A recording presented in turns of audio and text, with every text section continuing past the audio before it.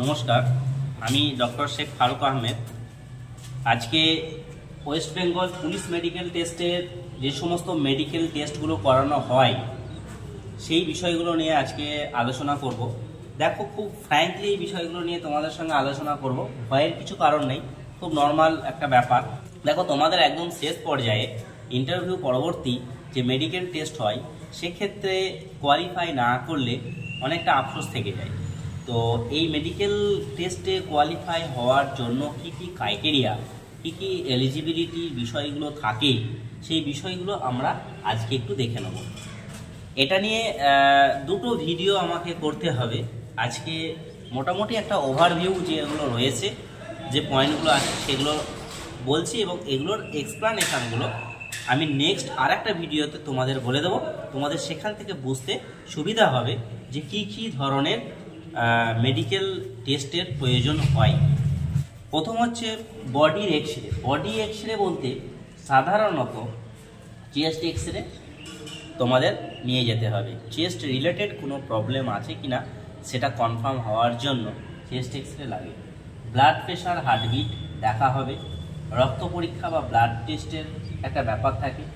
Urine টেস্টের একটা ব্যাপার থাকে। কানের পরীক্ষা, কানের যে সে শুনতে পাচ্ছে কিনা ঠিকঠাক, বা কানের মধ্যে ইন্টারনাল কোনো অর্গ্যানের কোনো সমস্যা রয়েছে কিনা সেইটা দেখার জন্য কানের একটা ছোট পরীক্ষা করা হয়। আর কি দেখো, চোখের পরীক্ষা। চোখের পরীক্ষার মধ্যে মেইনলি যেটা কালার ব্লাইন্ডনেসটা দেখা হয়, যে রং সে সব ধরনের চিনতে পারছে কিনা সেই নিয়ে একটা টেস্ট করা হয়। ফ্ল্যাট ফুট দেখা হয়, নক নি দেখা হয়, height and chest. Height and চেস্টের মধ্যে তোমরা সাধারণত ফর্ম ফিল আপ করার সময়তেই এলিজিবিলিটি ক্রাইটেরিয়াতে হাইট অ্যান্ড চেস্টের ব্যাপারে বলা হয়ে থাকে। সেটা তবুও এখানেতে একটা নোট করা হয়েছে, এটা তোমরা দেখে নেবে যে কত হাইটে কত ওয়েট এবং কতটা চেস্ট লাগে, সেই অনুযায়ী একটা লেখা রয়েছে।